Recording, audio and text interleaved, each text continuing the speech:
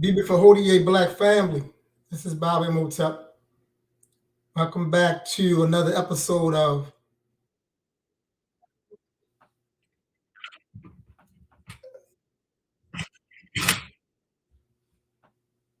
Hold on, got an echo.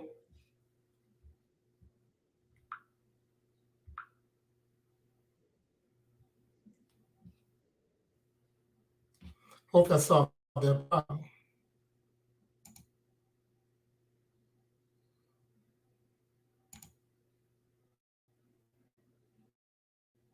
Once again, welcome back to another episode of School Urban Philosophy, where we are always straight up, straightforward, and straight to the point.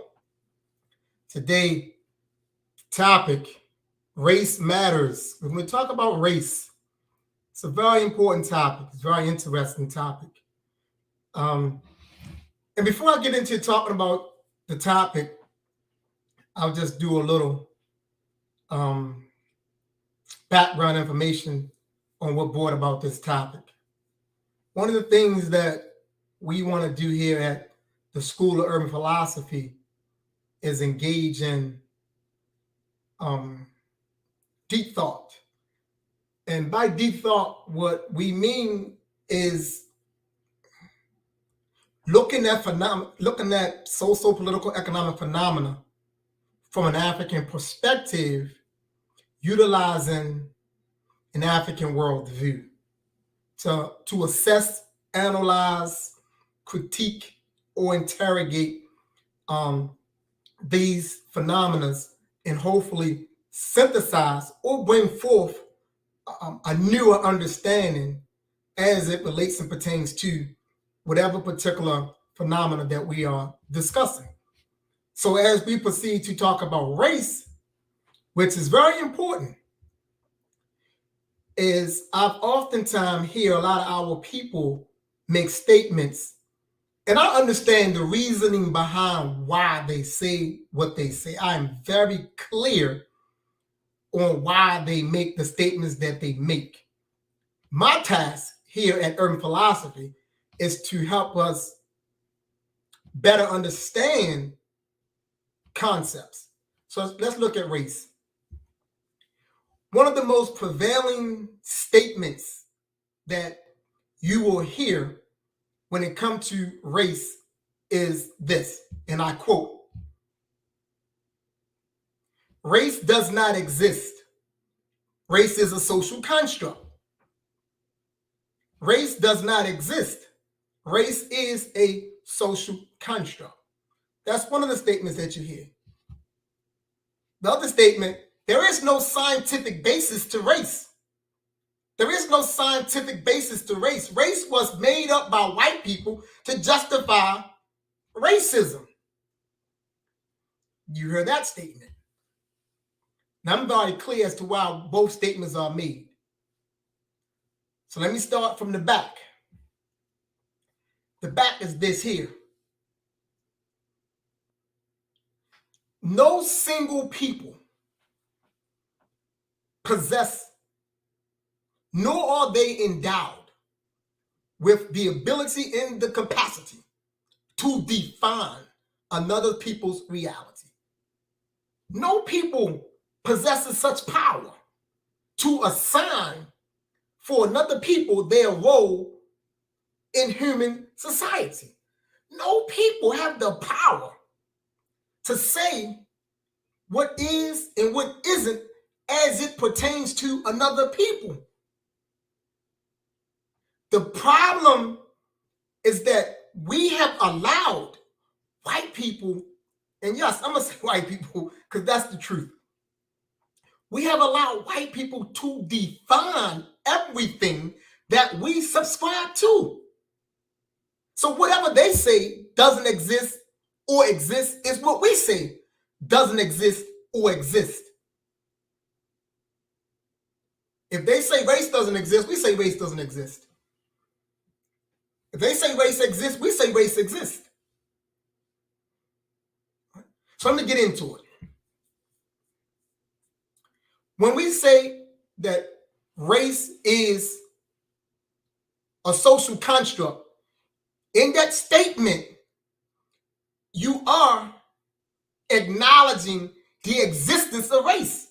When you say race is a social construct, you are saying that this thing, race, exists. The task and the challenge for us is how we are going to define it in relation to who we are. So this is what I would submit to us. Race. A people group who share similar or same physical characteristics, psychic disposition, worldview, and culture. Say that again. A people group who share the same or similar physical characteristics, psychic disposition, worldview, and culture. Right? This is a survey that I conducted on my own. Since I live in Baltimore City and you have tons of different types of people, I ask people, you ask any Chinese, what race do you belong to? You're never going to hear a Chinese tell you. Any one of them Chineses that's in them stores you go to, they're not going to say, well, race doesn't exist. They're going to say, I belong to the Chinese race or the Chinese people. Same for the Japanese. The same for the Koreans, because I asked them that. If you ask any white person what race you belong to, the white race, they're not going to say race doesn't exist, right? Now, the fact that these groups say that, that's not my argument. I'm using this to make a point. The fact that they say it lets you know that they understand it and they relate to it and they identify to it, right? Now, because they relate to race as they see and understand race, and because they identify with race as they see and understand race, they are organized around race. So if they see themselves as belonging to a race, then how do you think they see you? If the Chinese see himself or herself belonging to a race, based on whatever criteria they use, what do you think they're using to look at other people groups? Do you think when the Chinese see you, they say they're not a race of people? Race doesn't exist? Or do you think they see the black race or the African race or whatever? The same for the Japanese or the whites or whoever. Do you think when they see you or see us, they see a race or they say, well, that's not a race over there? They see a race and they in fact are organized around race. In the world as we know it today, is organized around race. Race is going to be here. Whether we accept it or not, that's up to us. Race is here and it's going to be here for a very long time. Because that's how it's set up. Now, the reason why race matters, and I'm playing on the word matters, that's why I put matters in quotation, because everybody's saying everything matters. Black lives matters. You know what I'm saying? Pan-Africanism matters. The red, black, and green matters. Everybody wants to say matter, right? So I said, let me play on matter, right? But the point that I want to get across is the relevancy of race. See, those of us who are students of our story, you can look within our story and you see when we made major strides in terms as a people group, when we pull together, it's when we organize around race. It's when we centralize race. Everybody want to talk about the great Marcus Garvey. We love Marcus Garvey. We love Marcus Garvey. We always said, man, Marcus Garvey had one of the greatest black organizations, in the 20th century. He organized more people in the 20th century. But look at Garvey's organizational movement. Look at his organizational structure.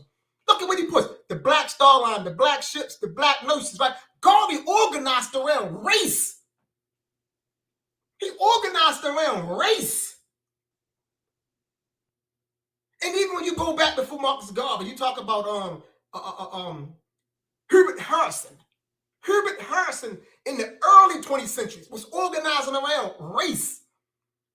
And if you go into the 19th century and you look at what Bishop Henry McNeil Turner organizing around race. His advances was around race. Alexander Crummell organized around race.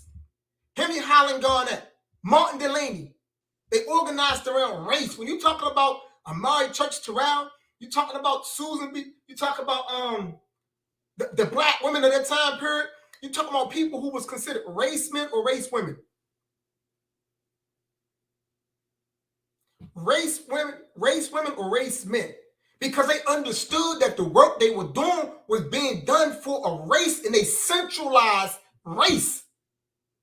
because they understood that we was living within a society that had already demarcated things and allotted resources on the basis of race.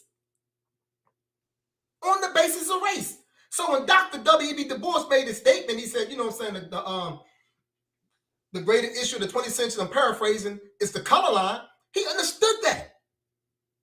He understood that. So race is important because we as a people, we're not organizing around the fact that we got the same enemy. That's not bringing us together. We're not organizing around, you know what I'm saying, ideology. That's not bringing us together. We're colliding and clashing and infighting. But the one thing I know all of us can agree upon is this phenotype. This phenotype is real. These nose and these lips, this complexion, this sable complexion, this mahogany complexion, we can identify with that. So we can organize on the basis of race. I'm not saying we have to stay there, but race can become central and principal in terms of how we organize as a people in coming together. Granted, we got issues, no doubt. And some of us are insane, no doubt. And some of us are toxic, no doubt. And we want to bring a whole bunch of junk with us, no doubt.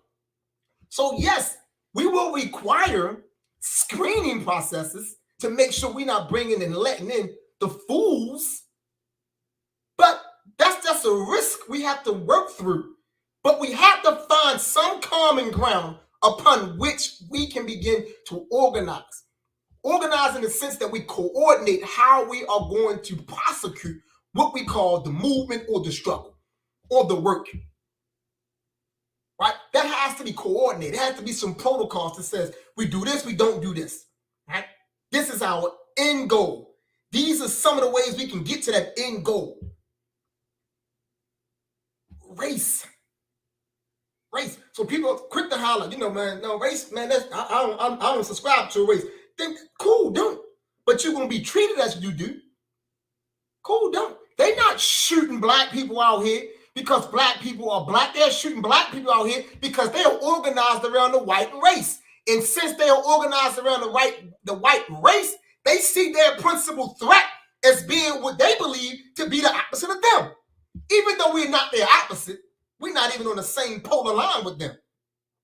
But they believe we are their opposite. So on the basis of that belief inside of their mind, they are hunting. They are within hunting season. And we are the fools that's infighting, talking about, well, I don't believe in race.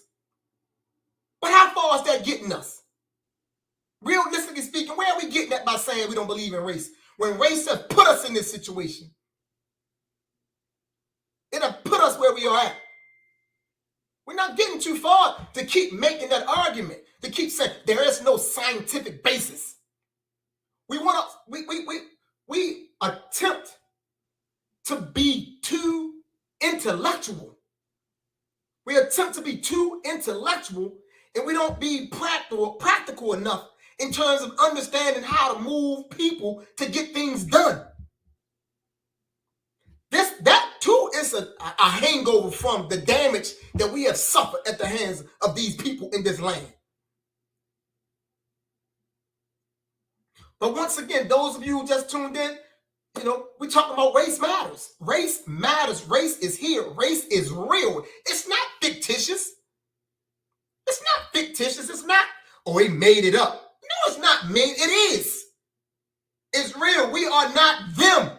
And we should not keep on trying to argue or put forth an argument that places us within their construct or their frame of reference. We aren't them. We're not the Chinese. We're not the Chinese. We're not the Japanese.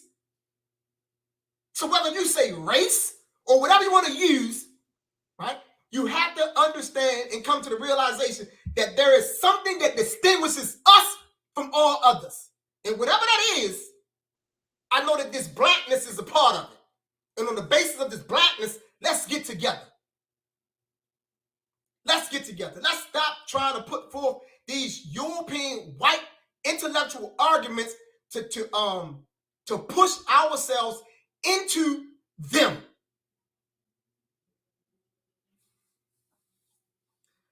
Let's not try to become what we are not.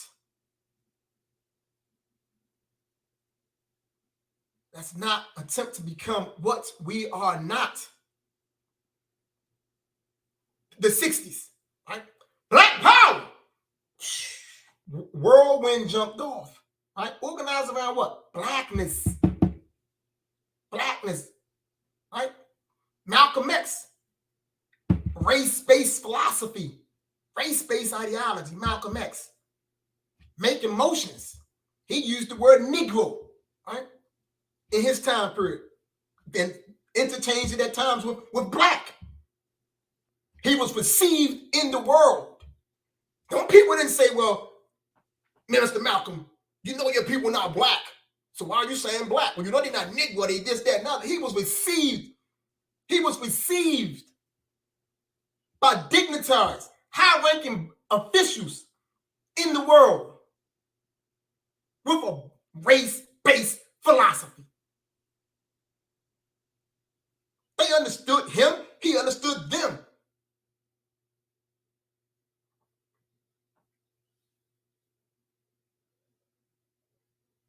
Maurice Cooks, who picked up the mantle after Garvey, Maurice Cooks. Right? Race-based philosophy, getting work done. The Nation of Islam, race-based initially, all the way through and through. Picking brothers and sisters up out of the ghetto on the basis of what? Blackness, the cream of the crop was their philosophy. Getting work done. And we can go back. You know Marcus Garvey, race-based. Herbert Harrison, race-based. Monroe Trotter, Henry Monroe Trotter, race-based. So I'm not grabbing nothing out of the air. I'm not making anything up. I'm a student of our story. That's all I do. Let's understand our story is look for solutions. Look what have worked for us, because we don't got to keep on trying to reinvent the wheel. We look into our story, we'll see what have worked for us. The black abolitionists, when they broke away from the white abolitionists and started doing their own thing and started organizing what? The conventions, the Negro conventions from 1830 to like 1865. A series of conventions bringing black folk together to do what? To organize, to make motion. The immigrationist movements, who were the seeds to the Pan-Africanists, was race-based. They were race-based. Race is important. We live in a color society. We don't live in a colorless society. We want to live in such a utopia. We don't live in that utopia. We live in a color society. And groups of people are organized around their race. We can delude ourselves all we want, black man and black woman, but we have to change the trajectory of how we are moving. In the 1800s, black people were able to organize conventions and bring together 2,000, 3,000, and 4,000 people. They didn't have the internet. They didn't have cell phones or telephones. But these people came from states. They came from far, 1,000 miles away. They was able to get the word out. You know how? They used newspapers. Principally, they communicated through newspapers, black-owned newspapers. They used the written word to communicate to black people in far places in the USA and organize around what? Moving the race forward. Everyone understood they had a principal enemy, a menace that had to be abolished and crashed and smashed. Chattel enslavement. And they did not make a separation between chattel enslavement and those who executed chattel enslavement. They understood that chattel enslavement was a manifestation of the psyche of those who created. They understood that very clearly. So now here we are in 2023, and we struggle to organize and get our people together. The question has to be asked, why? We have sustained a lot of blows, and now we carry a lot of damage within us. We distrust one another. We dislike one another. We're very cynical. Right? We have too many bad experiences with one another. Too many people are very toxic and have burnt bridges. So now we just want to try to be safe. And attempting to be safe, we don't organize. We don't come together. We don't do anything. We don't congregate. And then you got those amongst us, you got the renegades that say things like, man, we do too much talking. We do too much organizing. We do too much meeting. You got the renegades. But those same renegades aren't doing anything. They critique meetings, but they're not doing anything. And we listen to those renegades. How are you going to wage a successful war if you don't meet and plan and strategize? How? What war do you know have ever been fought and the people doesn't meet successively, right? There has to be successive meetings. You have to what? Meet. You have to talk, strategize, right? Build tactics. You have to do the assess. How can you get anything done if we're not doing that? If we listen to these renegades who don't have a clue how to do what needs to be done, and they're making these loose statements. So now we don't do anything. And then you got the fools that say, man, it's time to put them books down, man. We do too much reading. You don't read enough. You do not read enough. And that's one of the reasons why we're not clear enough about what's happening to us, how it's happening to us, and what we are supposed to be doing. We don't have any theoretical basis that drives us. We don't have any type of serious ideology if we're not studying to develop that. And it has to be done from a race perspective. We have to be studying the greats that came in our story. What did they say? What were they doing? That's what this is about. So when I say race matters, I'm talking about Black people matters. Black people matter, not in the sense of don't shoot and kill. I'm not speaking from that perspective. I'm speaking from the perspective that who and what we are intrinsically, it matters to organizing us to push us forward. I'm saying that our inherent Blackness matters in this organizing effort. That's what I mean. I'm saying that if we give it a shot, if we look in our story and look at the successes that have come from Black people organizing around Blackness, and if we just follow suit, we can get much work done. And for clarity, I'm not insinuating that no one isn't doing anything, because I'm very clear that many of us are out here putting in work. My message is simply for us to take whatever we already are doing, to use race as the central theme that can pull all that together. For instance, like all the major Black African-centered schools, right, that are out here, just doing great work. Everybody should know everybody. Now I know we got this. I know we got the national organization and things of that nature, but I mean we should know each other on a deeper level. And yes, some individuals are taking initiative to get to know one another and build and link up. Right. So I guess what I'm trying to get us to understand and say is that, in all the work that we do, if we centralize race and organize race, we can move more of us to that goalpost, which we call sovereignty. We can move us there through race. So I wanted to bring that message. I never want to stay too long. I just want to get in here and get this message across, get this point across. So let me wind up a little bit. So race matters. By race, I'm simply talking about a people group that share the same or similar physical characteristics, psychic disposition, worldview, and culture. Right? When you have that, we can say we have a race. There's a Kikongo term called Kanda, Kanda, and we can kind of use that as, and I was introduced to this particular term and concept from Mama Marimba 7 years ago. 7 years ago, I've been looking at it and researching it and studying it, so we can kind of use that along the same lines of how we're using this thing we call race. So you want to throw race out, we can say Kanda. We can say we all belong to the same Kanda. And yes, we similar or we have the same. This, our psychic disposition, meaning our internal and intrinsic wiring, isn't the same as a Japanese or a Chinese or a European. Right? Ours is intrinsically, instinctively African at its core. Our worldview is not theirs.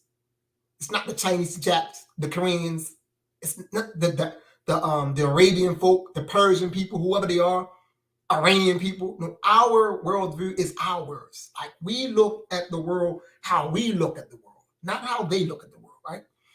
And our push is never to be them. It's never to have what they have. And we should never feel a need to compare what we have with anyone, because no one has anything greater or better than what we have. What we have is best for us.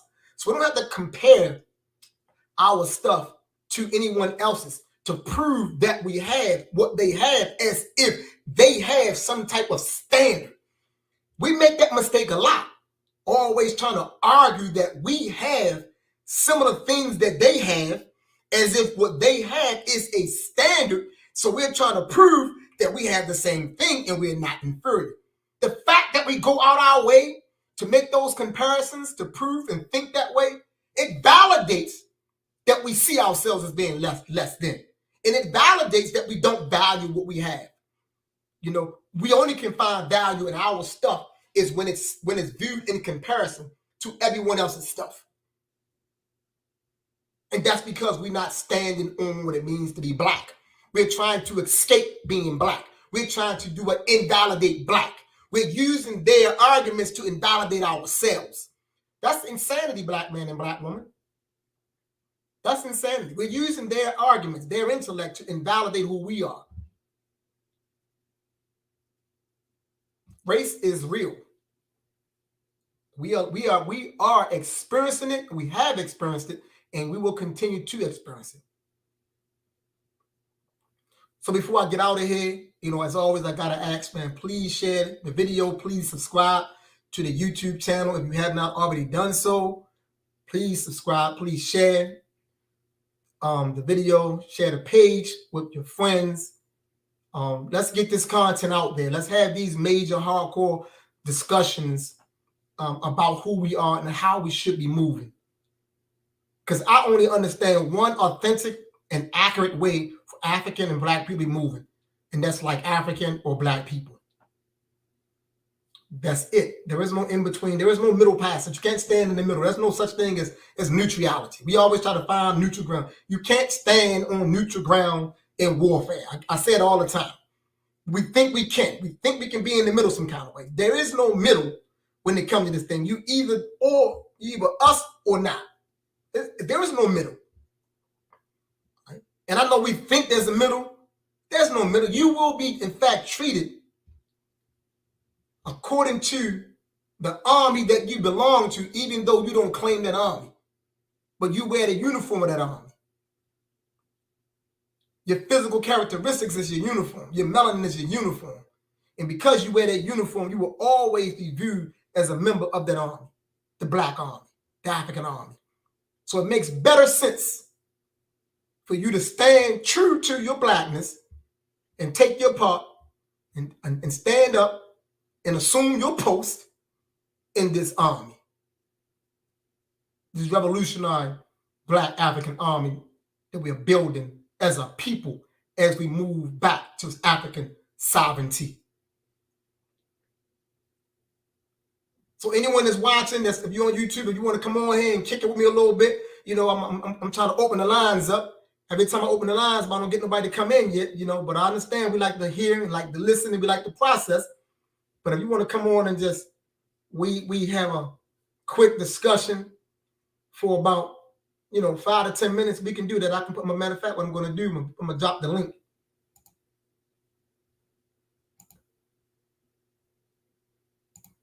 I'm going to drop the link in the chat.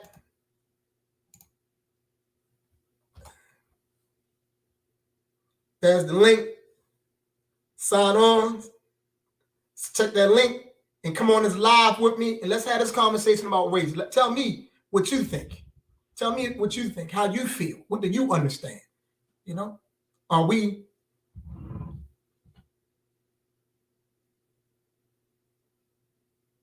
moving towards sovereignty?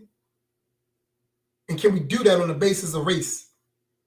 Because you know that there's always the argument, which we'll get into that too. I didn't want to bring it in tonight, but there's always the discussion about class.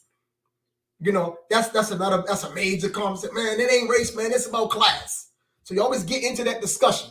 You know, so Herbert Harrison had a debate in, I think it was around 1915, 1916. It's interesting because the debate was about race and class, because he understood that racial solidarity was crucial and instrumental to the upliftment and the advancement of the race, the Black race. And you had another gentleman who felt like class, and he had this interesting debate concerning that. You know, we always had it, people want to debate that, and I believe that, you know, in my opinion, I believe that we in times become so intellectual that we can overlook what have actually worked. And no one can say, you know, race hasn't worked. Now, race have moved us. You know, race have in fact moved us. You know, Garvey moved us forward. Garvey, no doubt we know Garvey pushed us closer to the goalpost of sovereignty. Garvey did that, you know, and all those other brothers, they did that. You know, even coming out of the late 1800s, W.B. Du Bois had an idea before the first Pan-African Conference, which was organized by Henry Sylvester Williams in 1900, around 19, I believe it was around 1887, 1890, around that time period, W.B. Du Bois was talking about Pan-Negroism. So you go back and look at some of the things that W.E.B. Du Bois was talking about, and I get it. I know a lot of us we love Garvey to death, and we really don't like how Garvey and Du Bois said they fallen out. I'm not here to debate that. No, I'm here talking that. I'm not even here to advocate and push Du Bois. I'm just saying that to be a student of our story, we have to look at the things that we were doing and the things that we were saying that have moved us forward, how we was thinking. So the Pan-African Conference came out of the need to organize us around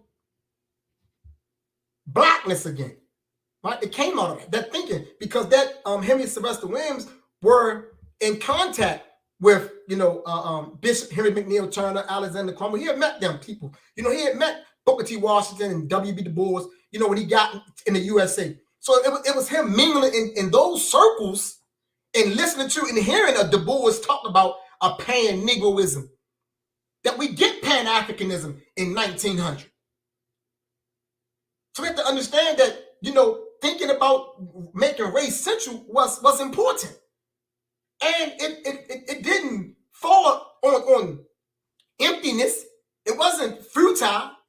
We can see historically and through our story that it has been successful in terms of moving us forward. There is something there that we can learn from it. Do we have to add more to it? Yes. Do we have to modify some things and make some advances? Yes, we do. So I'm not saying it's the end all be all. I'm saying that it's something that can be utilized, because historically and through our story, we see that it has worked. That's why it's important to study. We can't say we don't need to read. We got to study. We need to know. We need to know. So as I conclude, because I never want to stay too long, I've been on here for about 30 minutes. That's long enough. Share the video. As always, share the video, share the video, and share the video. Like the page. Subscribe. Do those things. I'm going to keep this content going and get it out to many people as possible so we can change. Well, not necessarily change. Let me rephrase what I mean. So we could impact people in a way that can cause them to rethink some of the things that they already think. Just want to rethink it so we can get this work done. So with that, as always, I conclude as I came.